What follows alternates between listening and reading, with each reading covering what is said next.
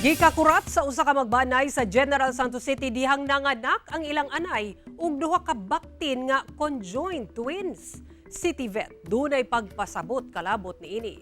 Ani ang report ni Efren Mamak. Magkadikit ang tiyan. Kini ang hulagway sa duha ka baktin human nga gipanganak sa usa ka anay sa Barangay Baluan, General Santos City pasado 12:05 Miyerkules sa kadlawon. Matod sa tag-iya nga si John Arreglo, normal kuno ang mga baktin nga unang naanak sa anay. Apan taod-taod daw dunay mga baktin pa ang wala migawas. Busa gikuot ang matres ni ini ug natingala sila sa nakuha nga mga baktin. Tingala ko, nagunita na akong ulo. Napay isa ka sa pangipon na mutusok sa akong kamot. Murag duha ako ang nagunitan. So sa diyang pagkatong pag-ila na ako, nahulog man siya sa semento. Kambal dahil siya.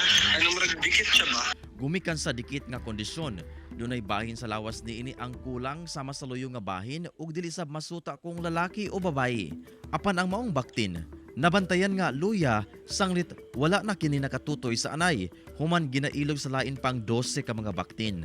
Nagbibiron ko, murag sa inahin gihapon galing ang gatas. Tapos pagka murag kakatong first day niya, pero pagkato gahapon na gabi, dili na siya mo murag ginadrop na lang nako. Matod sa City Veterinarian, kini kuno ang unang higayon sa Jensan nga dunay kaso sa conjoined twins nga piglet.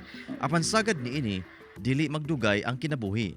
Abnormality yan sa development sa fetus sa pigs. Or we call it Cephalothoracus pagus. Para nagkadikit yung mukha, yung ganyan.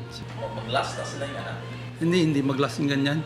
Adlang Biyernes, nakabsan gyapon sa kinabuhi ang baktin. Kauban si Gary Balantay ug Bong Vicencio, Efren Mamak. 1 Mindanao.